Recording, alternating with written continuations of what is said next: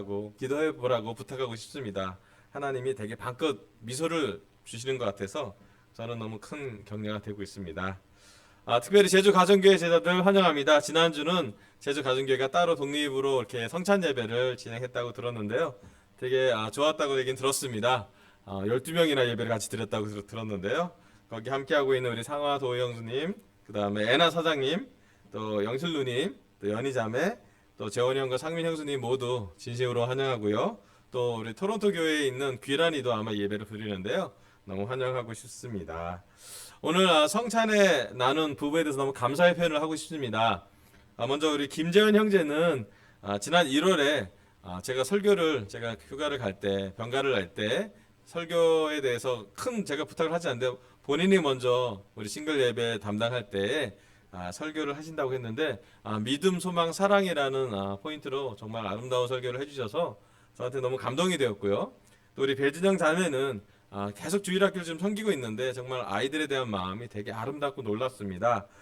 지난 2주 전에 저희가 이렇게 성찬 순서가 돼서 우리 옹기바이브톡에 또는 우리 결혼부에 성찬하실 분을 좀 찾았는데 시간이 많지 않아서 좀 약간 부담을 느낄 수도 있었는데 기꺼이 진영 자매가 해주셔서 또 해줄 뿐만 아니라 오늘 성찬 들어보셔야 알겠지만 되게 많은 생각과 또 준비를 하셔서 함께 성찬을 나눌 수 있어서 너무 감사했습니다. 개인적으로는 대학 졸업 즈음에 그렇게 시험을 쳤는데 떨어졌는데도 그 20년 정도 후에 그 하나님의 계획을 본다는 것은 대단한 인내라는 생각이 들어서 다시 한번 진심으로 감사의 마음 전하고 싶습니다. 자, 오늘은 로마서 강의 6번째 말씀인데요. 파워포인트를 좀 넘겨주시면 좋겠습니다. 우리 잘 안 넘어 좀 넘겨주시면 괜찮으시면 부탁드립니다. 네, 저희가 지금 이제 지난주까지 5번째 5주차 말씀을 들었습니다. 하나님과 멀어진 결과, 불경건함과 불의함이 생겼고 또 죄의 시작은 하나님과 멀어지는 것 때문에 생기는 거라고 얘기 들었고 또 죄를 해결 안 하면 죄가 커진다는 말씀을 들었습니다. 로마서를 보면 알겠지만 마치 법정에 서 있는다는 표현을 뭐 신학적으로 얘기하면 수사학이라고 표현을 하는데요. 변론도 하고 또 거기에 대한 대응도 하면서 대단하게 되게 좋은 지식인이 쓴 문체처럼 보여지는 것이 되게 많은데요. 그렇지만 더 중요한 것은 그 로마서를 쓰게 영감을 주신 분은 하나님의 영이고 또 로마서를 기록한 분은 사도 바울이라고 추정이 되는데 그 안에 하나님이 우리에게 어떠한 메시지를 주는지 특별히 올 한 해 로마서를 계속 저희가 배우면서 또 로마서를 쓰신 하나님의 그런 뜻, 하나님의 마음을 저희가 함께 깊게 연구해보고 깨달으면 좋겠어서 말씀을 드립니다. 오늘은 로마서의 6번째로 슬라이드 넘겨주세요. 공평하신 하나님이라는 주제로 말씀을 전하겠습니다. 로마서 2장 1절부터 3절 말씀을 보겠습니다. 네, 넘겨주세요. 네, 로마서 2장 1절부터 3절. 그러므로 남을 심판하는 사람이여 그대가 누구이든지 죄가 없다고 변명할 수 없습니다. 그대는 남을 심판하는 일로 결국 자기를 정죄하는 셈입니다. 남을 심판하는 그대도 똑같은 일을 하고 있기 때문입니다. 하나님의 심판이 이런 일을 하는 사람들에게 공정하게 내린다는 것을 우리는 압니다. 이런 일을 하는 사람들을 심판하면서 스스로 그런 일을 하는 사람이여 그대는 하나님의 심판을 피할 수 있을 줄로 생각합니까? 아멘. 지난주까지 로마서 1장을 마치고 이번 주부터는 로마서 2장을 들어가는데요. 로마서 2장에는 사도 바울이 좀 강력한 어조로 다른 사람은 심판하고 정죄하는 사람들에 대한 도전적인 어투로 말씀을 시작하고 있습니다. 이 세 구절인데 심판이라는 단어가 6번 나옵니다. 대단히 심판이라는 단어가 많이 나왔죠. 여기 보면 남을 심판하는 사람은 죄가 없다고 변명할 수가 없답니다. 왜냐하면 남을 심판하는 사람이 바로 자기를 정죄하는 사람이기 때문입니다. 이렇게 표현을 했어요. 근데 그 당시에 남을 심판할 수 있는 자격 있는 사람은 누구일까 한번 생각을 해봤습니다. 누구였을 것 같아요? 이 로마서를 썼을 때 로마서를 읽는 사람 중에 남을 심판할 만한 자격 있는 사람이 몇 명이나 누구나 됐겠어요? 예, 많지 않았어요. 크게 보면 그 역할로 보면 제사장, 판단하는 역할을 하는, 또는 바리새파 사람들, 의회 직원 사람들, 뭐 율법학자 사람들은 늘 판단하는 그 부류에 들어가겠죠. 그리고 좀 더 넓게 얘기하면 유대인을 또 얘기할 수 있어요. 유대인은 말씀으로 이방인과 분리를 하면서 자기는 심판 안 당할 거고, 우린 선택받았고 이방인들은 다 저주받을 거라는 확신이 있는 그런 그룹이기 때문에 유대인들한테 관점은, 심판은 이방 사람들 이렇게 생각할 수 있을 거예요. 그렇게 생각할 수 있는 거로 넓혀보면 우리한테도 그런 게 좀 있어요. 심판에 대해서 얘기한다면 혹시 다른 사람 얘기하는 게 아닐까? 또 반대로 너무 찔려서 나는 되게 딴 사람 판단하는 성향이 많은데 하나님이 나는 정죄하시는 게 아닐까? 여러 가지 많은 고민을 할 수 있는 그런 화두라고 얘기할 수 있습니다. 그래서 오늘 저의 설교 첫 번째 포인트는요, 넘겨주세요. 심판은 공평하신 하나님이 하십니다. 여러분, 심판의 주체가 누군지가 정말 중요해요. 여러분, 경기던 아주 공정한 모든 그 끝이 내는 승부가 가려지는 경기장에는 대부분 심판이 존재합니다. 그 심판의 공정성에 대해서는 되게 예민하죠. 축구할 때는 막 심판한테 막 다가가기도 하고, 야구할 때 심판을 막 노려보기도 하고, 심판이 누군지가 정말 중요해요. 왜냐하면 그 심판의 성향에 따라서 그 경기가 달라질 수 있거든요. 더군다나 스포츠 경기뿐만 아니라 지금 우리나라 법정에서 벌어지는 많은 싸움들, 뭐 민사든 형사든 여러 가지를 포함할 때 어마어마한 심판에 대한 부담감이 있습니다. 어떤 게 정말 옳은 것인지. 심지어 우리나라는 헌법재판소에 9분이라는 재판관들이 다 재판장이에요. 헌법에 대해서 이게 맞는지 아닌지에 대해서 끊임없이, 어쩌면서 국가 기준에, 국가의 틀, 국가의 옳고 그름의 기초에 그렇게 정도 심판에 대한 배정이 많이 됩니다. 그만큼 뭔가를 판단하거나 심판한다는 건 대단히 큰 역할이라고 볼 수가 있어요. 사도 바울이 생각하는 심판자는 하나님이셨습니다. 그리고 그 하나님이 공평하시다라고 정확하게 얘기합니다. 그런데 우리 스스로 한번 물어보면 좋겠어요. 정말 세상은 공평한가? 하나님은 공평하신 하나님인데 우리가 살고 있는, 우리가 삶을 영위하고 있는 우리는 오늘 공평한 시대에 살고 있는지 고민해 봅니다. 다음 슬라이드 좀 넘겨주세요. 요즘 화두가 됐죠. 지난 10년 전부터 그 마이트 샌델이라는 하버드대 교수님께서 정의란 무엇인가 라는 책을 했는데, 와, 대단한 인기였어요.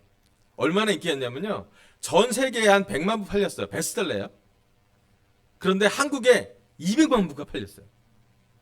우리나라 대단하지 않습니까?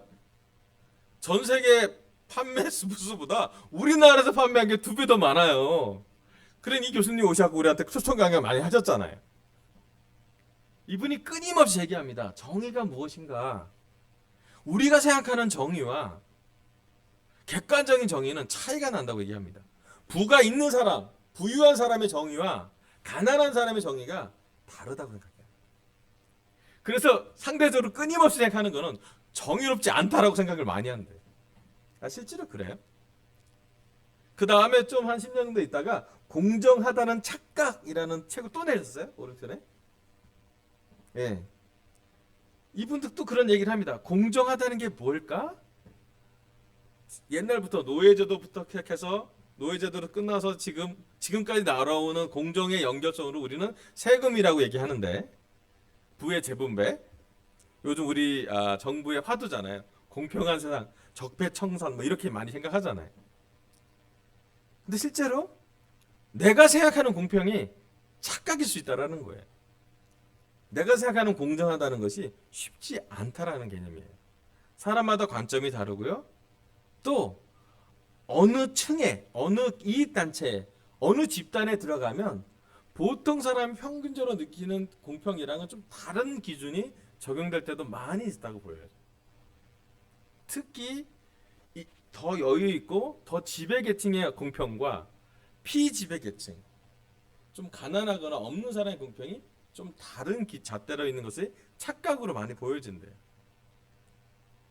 자, 그렇다면 뭐 거기뿐만 아니라 우리 삶에 좀 다 가깝게 좀 들어가 볼게요. 다음 사진 좀 보여주세요. 지난 4월 초에 4.3 제주도 기념식이 있었습니다. 제가 그 중계를 오랜만에 봤는데요. 문재인 대통령이 공권력이 잔인하게 제주도민을 학살했음을 인정해서 특별법이 전면 개정됐고요. 통과가 됐습니다. 제주도 우리 가정교회가 특별히 있기 때문에 제가 좀 더 유난히 짙게 좀 봤는데요. 제주도 사람한테는 깊은 어떤 상처가 있어요. 왜냐하면 제주 사람을 학살했던 그 관점이 제주 사람은 다 빨갱이라고 생각하고 토벌하러 온다 그랬거든요. 그냥 일반 사람들이었어요. 아이도 있었고 또 그냥 부녀자가 있었는데 그 잣대로 제주 사람을 봤을 때는 다 토벌 대상이었고 육지에서 정말 정찰들이나 공갈들이 와서 많은 학살을 자행했고 그 학살의 날짜가 가장 긴 게 4월 3일이고 그 피가 많았기 때문에 상징되는 꽃이 동백꽃이에요. 빨간 꽃.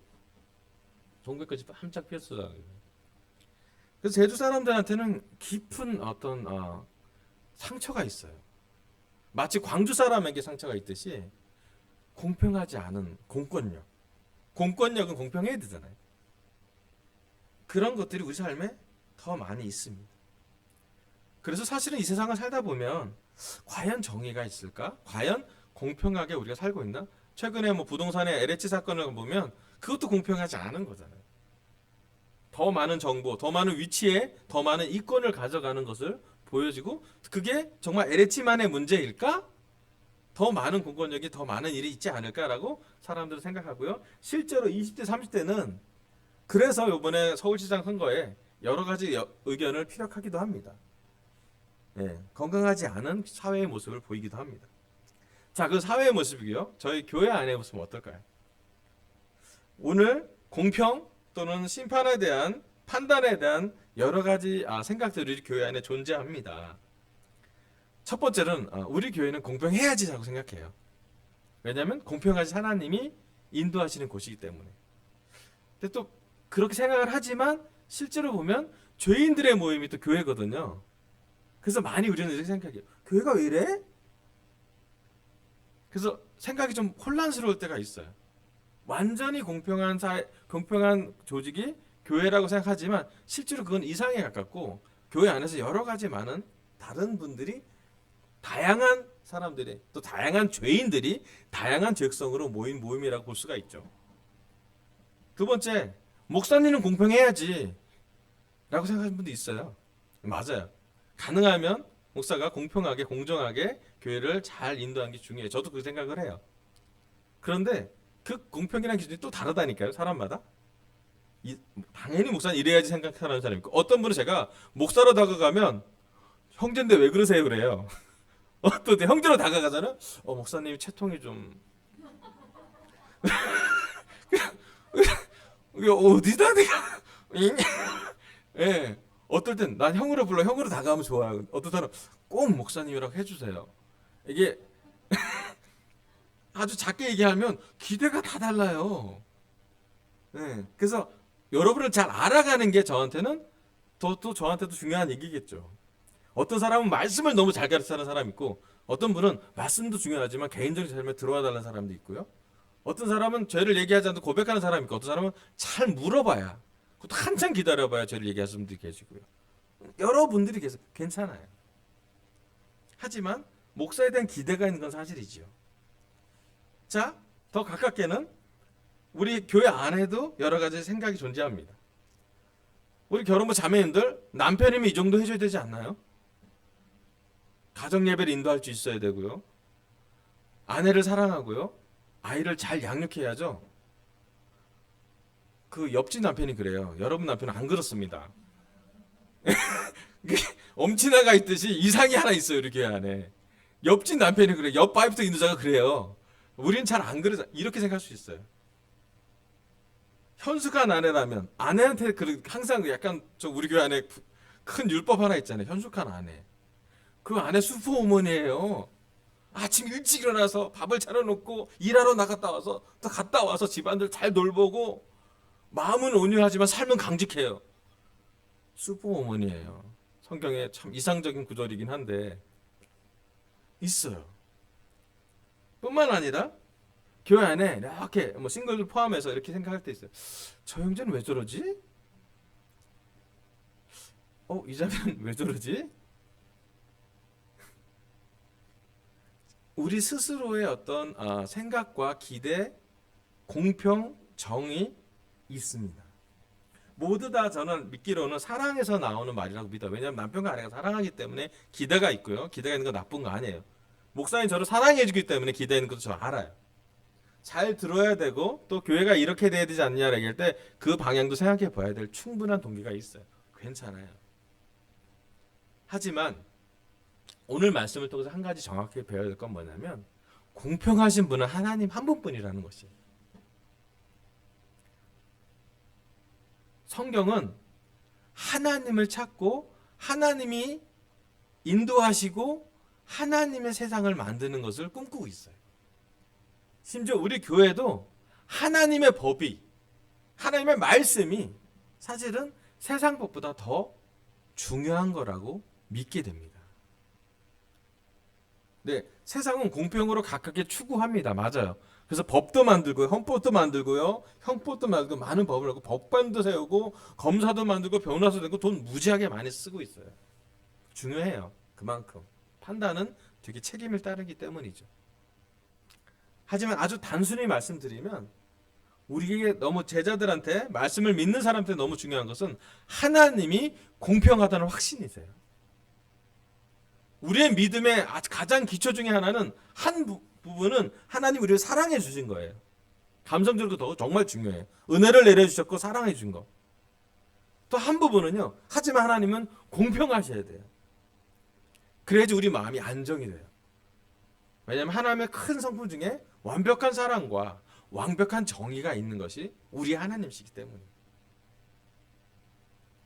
그래서 우리가 하나님을 정말 잘 믿고 하나님을 따라갈 때 하나님에게 공평을 의뢰할 수 있어요. 시편의 저자들이 그럽니다. 하나님 왜 이럽니까?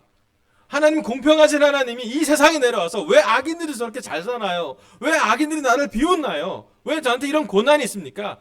그 시편의 저자는 공평하신 하나님께 의뢰합니다. 왜 그런가요? 하나님이 공평하다는 확신이 믿음이 삶에 있기 때문이에요.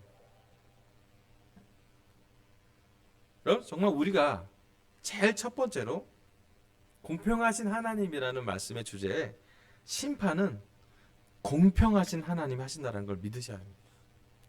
그게 우리의 믿음의 기초여야 되고 이 믿음은 흔들리지 않았으면 좋겠어요. 궁극적인 공평은 하나님에게 있어요. 이 세상도 하나님이 심판하실 거예요. 여러 법관을 포함해서 대한민국 대통령을 포함해서 우리 모두는 하나님의 심판하에 심판대에 서게 될 것입니다. 근데 하나님은 공평하실 거예요.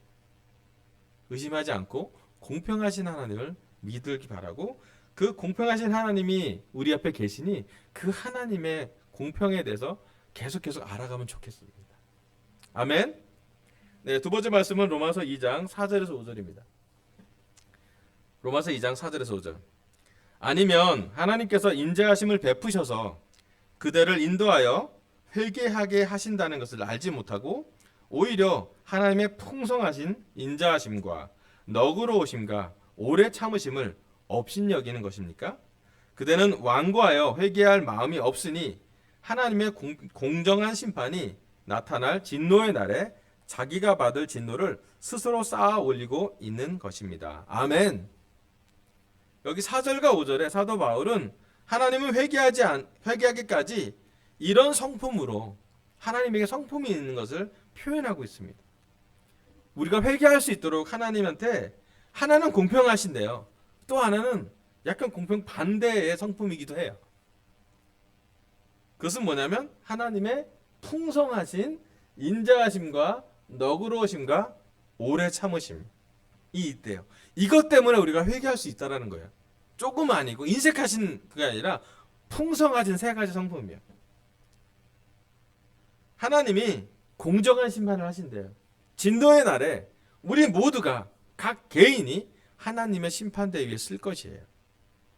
그런데 그 공평하신 하나님이 공평만 죄과만 따지는 옳고 그름만 계신 게 아니라 정의만 계신 것이 아니라 딱 또 양면이죠. 반대쪽에 뭐가 있냐면 이 세 가지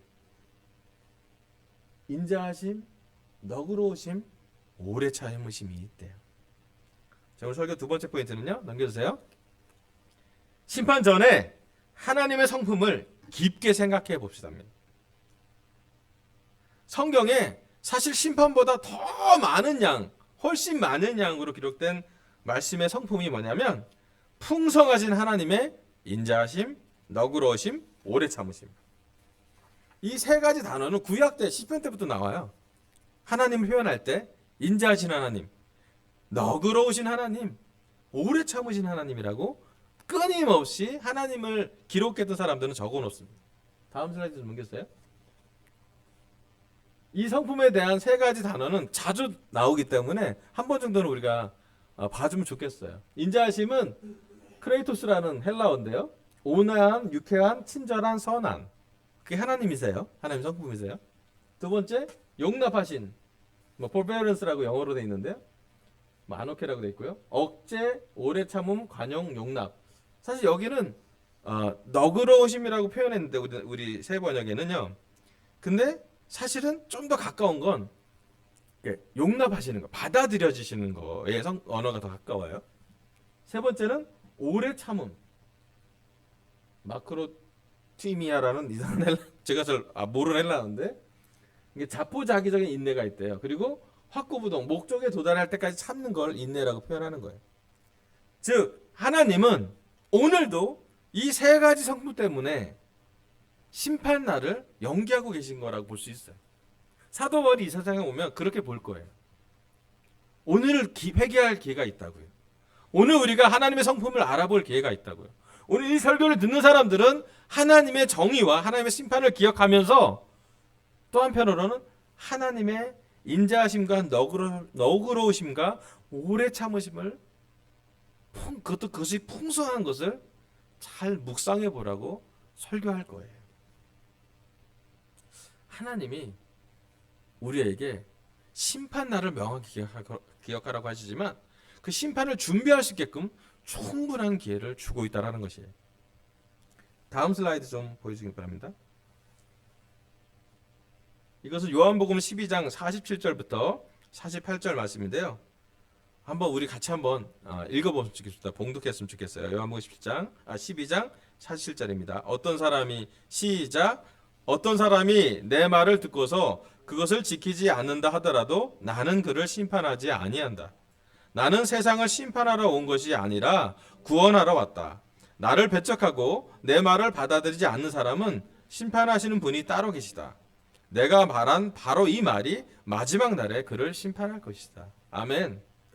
하나님이 예수님을 이 세상에 보냈을 때 심판하러 보내신 것이 아니라 구원하러 보내셨다고 얘기를 합니다. 예수님이 이 땅에 오신 미션은 사명은 심판을 선언하러 온 것이 아니라 한 사람이라도 구원하려. 정확히 얘기하면 유대인뿐만 아니라 모든 민족, 모든 사람, 우리 한국 사람, 우리를 포함해서도 구원하려고 이 땅에 오셨어요. 그런 예수님은 또 동시에 하나님의 심판이 있음을 명확히 선언하셨습니다. 하나님의 완벽한 정의와 하나님의 완벽한 사랑, 용서, 은혜를 예수님은 삶으로 보여주셨어요. 예수님이 심판한 자로 땅땅땅 하러 오신 것이 아니라 어떻게 심판을 피할 수 있는지, 더 정확히 얘기하면 어떻게 하나님과 깊은 교제를 할 수 있는지, 하나님 나라는 이렇게 생겼다, 하나님이 이런 주인과 같다, 하나님을 발견한 사람은 정말 진주를 밭에 산처럼 기뻐하면서 그렇게 산다, 씨 뿌리는 사람 씨를 뿌려서 자라는데 좋은 밭에 있으면 30대 60배 100배의 열매가 생긴다. 끊임없이 예수님은 기적도 행하고 들어주시고 공감해 주시고 경청해 주시고 같이 울고 기적도 행하지만 여러 가지를 통해서 설교도 하시고 아픈 사람을 치료하시고 정말 하나님의 인자하심과 용납하심과 오래 참으심을 삶으로 보여주셨죠.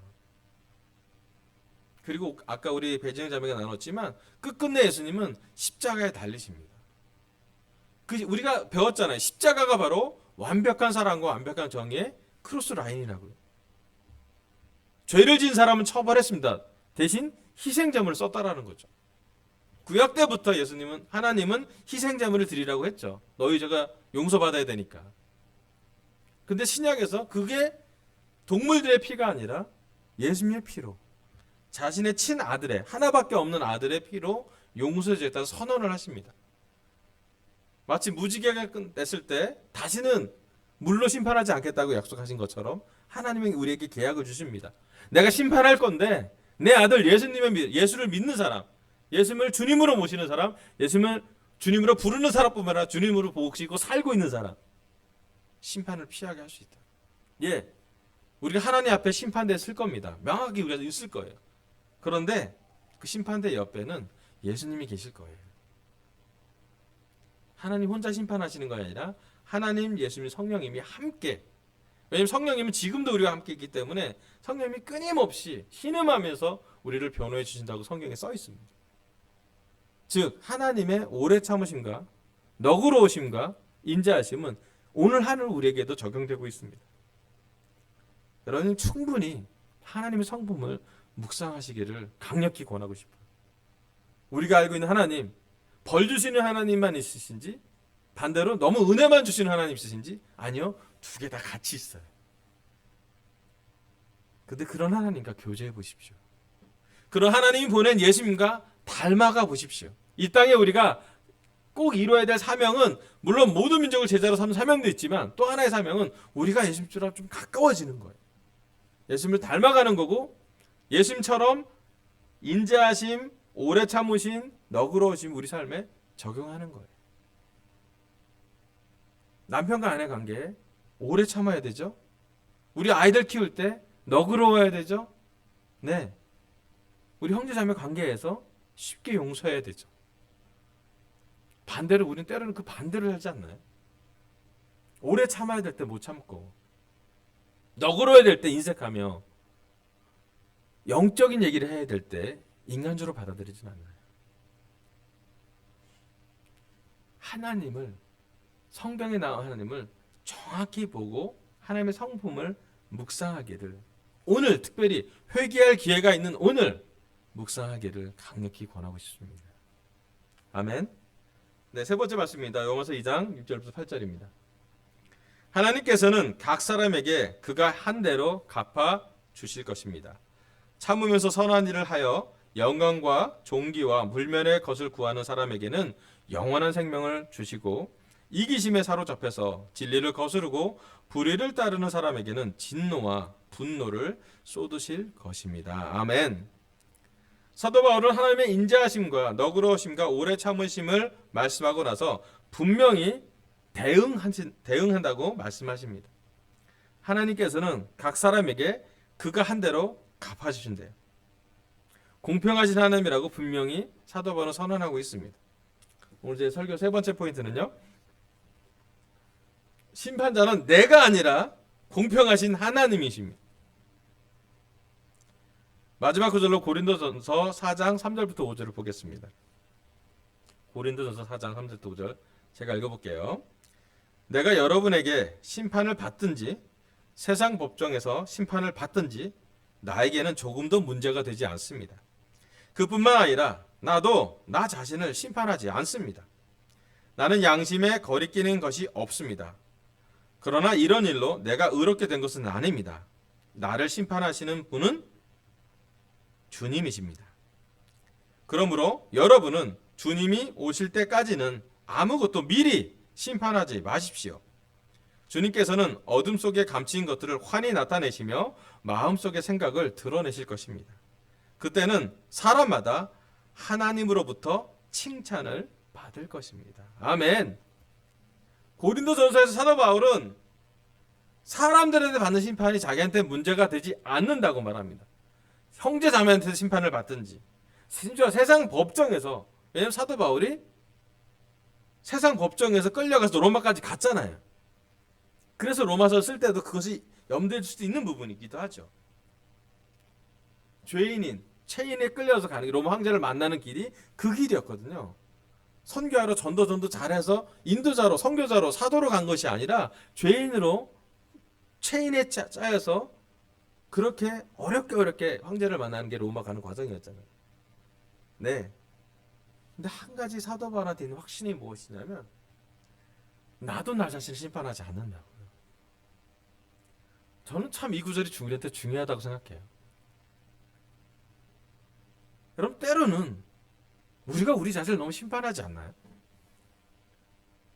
너무나 자주 너무나 뭐랄까 좀 못되게 우리한테 인색하지 않나요? 네.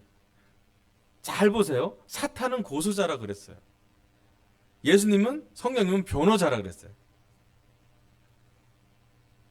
여러분 우리가 우리 자신을 심판할 때 너무나 자주 우리는 죄에서 넘어집니다. 그리고 죄를 이길 사람이 이 세상에 없어요. 죄를 이긴 분은 예수님이지 우리 예수님의 피의 은혜 때문에 십자가의 용서를 받은 사람 때문에 넘어가는 것이지 죄가 없을 수 없거든요. 여러분 만약에 우리 안에 나를 심판하는 사람은 매일 죄책감에서 벗어날 수 없습니다. 매일 두려움, 심판에 늘 두려움을 주잖아요. 근데 성경 말씀은 두렵게 살기보다는 사랑하면서 살래요. 두려워하기보다는 믿으래요. 염려하기보다는 하나님을 믿고 맡기라고 성경은 얘기하고 있어요. 그래서 부탁하기로는 정말 꼭 말씀드린 건 나 자신을 우리 자신을 매일 혼자 심판하지 않았으면 좋겠어요. 또 하나 부탁하기로는 주위의 형제자매들을 우리가 심판하지 않았으면 좋겠습니다. 네, 어떤 사람 우리는 못되게 굴잖아요. 하나님 심판하실 거예요.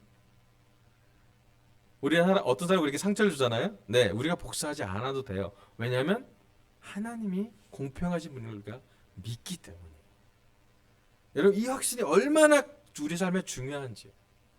우리가 다른 사람에게 너그럽게 대할 수 있는 것은 우리가 너그러워서가 아니라 너그러움을 받았기 때문이에요.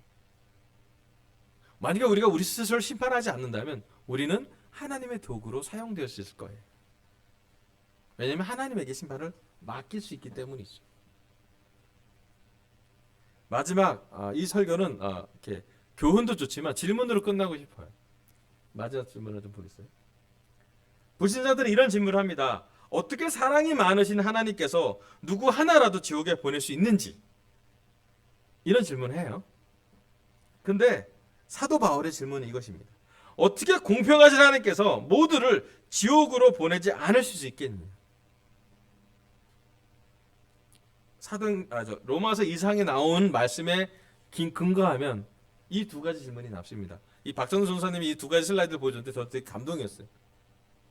예, 아직도 불신자들은 물어볼 거예요. 믿지 않는 사람들은 어떻게 사랑이 많은 사람들이 이렇게 공평하지 않은 세상을 놔두냐요. 어떻게 사랑이 많은 사람이 하나님께서 지옥을 만들고 지옥에 사람을 가라고 하나요? 근데 성경을 아는 사람, 성경을 기록한 믿는 사람, 사도 바울은 이렇게 합니다. 법을 아는 사람 얘기합니다. 왜 공평한데 적용하지 않나요? 모든 사람이 죄를 졌으면 다 멸망당해야죠. 이 두 가지 질문 중간에 예수님이 계십니다. 예수님이 계시면 이 엄청난 이 질문의 갭이 메꿔집니다. 갑자기. 어떻게 사랑이 많으신 하나님이 하나라도 지옥에 보내실까? 그래서 예수님 보냈다고요. 안 그렇게 하려고요. 반대로 어떻게 공평하신 하나님 모두를 지옥에 보내신대? 공평하기 때문에 예수님이 대가를 치르셨다. 예수님이 이 질문 안에 우리에게 해답을 주십니다. 궁극적으로 우리한테 하나님 바라신 말씀은 심판은 주님께 맡기고 오늘 우리는 참으면서 선한 일을 하래요. 아멘. 네, 마지막 슬라이드 넘겨주세요. 오늘 하나님은 저희 입술을 통해 공평하신 하나님 로마서 2장 첫 단락의 설교를 하게 하셨습니다. 첫 번째, 심판은 공평하신 하나님이 하십니다. 세상이 공평하지 않다고, 내 주위 사람이 나를 공평하게 대해주지 않는다고 해서 좌절하지 말고 공평하신 하나님에 대해서 신뢰하고 공평하신 하나님과 더 깊은 확신을 가져갔으면 좋겠습니다. 두 번째, 심판 전에 하나님의 성품을 깊게 생각해 보십시오. 하나님의 인자하심, 너그러우심, 오래 참으심을 묵상했으면 좋겠습니다. 완벽한 정의와 완벽한 사랑이 있는 것을 지속적으로 그냥 묵상했으면 좋겠습니다. 세 번째, 심판자는 내가 아니라 공평하신 하나님이십니다. 심판은 우리가 스스로 하지 말고요. 서로도 하지도 말고요. 심판은 주님께 맡기고 우리는 오늘 참으면서 선한 일을 하기를 바라면서 설교를 마치겠습니다. 감사합니다.